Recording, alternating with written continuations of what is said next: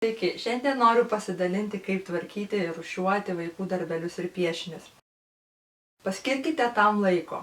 Turiu omeny, nusistatykite savo, įsirašykite į kalendorių ar kitaip suplanuokite tam specialų laiką, nes tai užims tikrai nemažai laiko. Nuspręskite, kaip surūšiuosite ir aš pasiūlysiu kelis variantus, taip pat kaip aš darau ir dar kelis ekstra variantus. Išsirinkite sistemą, kokią norite, ar susigalvokite savo. Surinkite visus vaikų darbelius, piešinius ir kitus meno kūrinius į vieną vietą. Mano patirtis. Aš rinkau ir saugojau savo mergaičių piešinius ir darbelius nuo pat pirmųjų metų, kai tik jos pradėjo piešti ar daryti. Pradžioje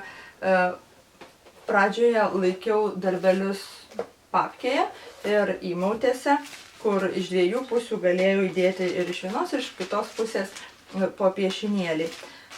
Metai bėgo, piešinėlių vis ir darbelių daugėjo ir tada jau į įmautės nebedėjau, pradėjau dėti į štai tokias dėžes ir tų dėžių metam bėgant prisikaupė 4 ir dar kelios papkės.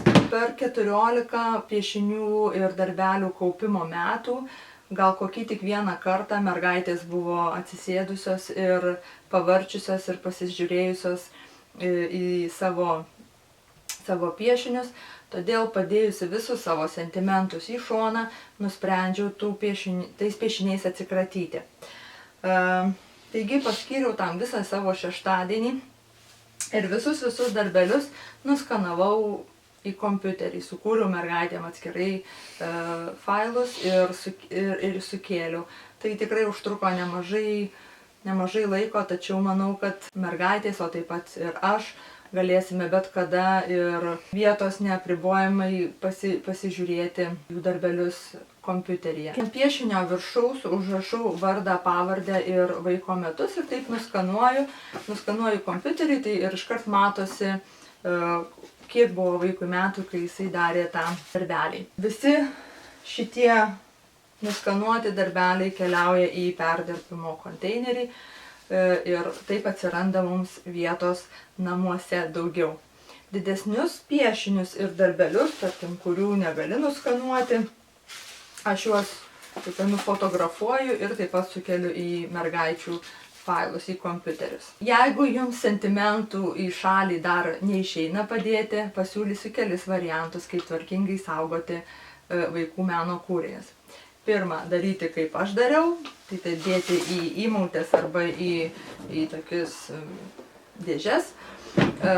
Antra, įsigyti dėžę, didesnę dėžę su skirtukais ir tuos skirtukus tiesiog paskirstyti pagal metus, tarkim, prieš mokyklinis amžius, 1 metai, 2 metai ir dėti tiesiog į tas kaip papkeles atskirai kiekvienam vaikui sukūrus dėžę.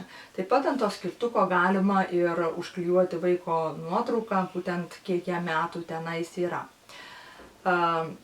Trečias variantas būtų nufotografuoti vaiką belaikantį, tarkim, savo darbelį ir taip matosi, kokio amžiaus jisai bus ir nufotografuoti kartu su darbeliu ir tokiu atveju bus įamžinta kaip nuotrauka ir taip pat darbelio nebereikės saugoti.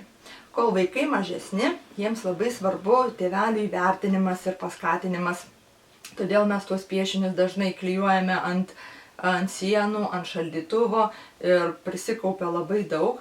Todėl mano pasiūlymas ant šaldytuvo ar ant sienos, kur jūs bekabintumėte ir berodytumėte vaiko meno kūrinius, nelaikyti daugiau negu 3 darbų.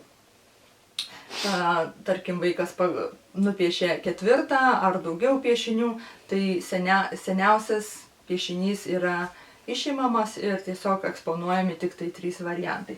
Tarkim, ant šaldytuvo neturite vietos, tai galite ant sienos kur nors surasti laisvą plotelį, kur eksponuojate ir čia aš labai greitai sugalvojau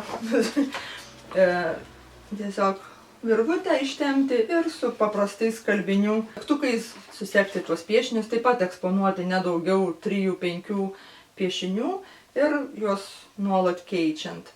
Ir taip pat vaikai pamatys, kad jie yra įvertinti, kad tėvai džiaugiasi jų darbeliais ir dažnai greitai labai pamiršta ir vėl kažką nupiešia ir vėl pakabiname ir taip ta ekspozicija jinai keičiasi. Ačiū, kad žiūrėjote, tikiuosi jums patiko mano idėjos, kaip tvarkyti vaikų piešinius. Taip pat kviečiu apsilankyti mano YouTube puslapyje, kur laiks nuo laiko vis įdedu naujų patarimų, kaip tvarkyti mūsų namus ir kaip organizuotai gyventi ir švarinti savo erdvę. Iki kito karto.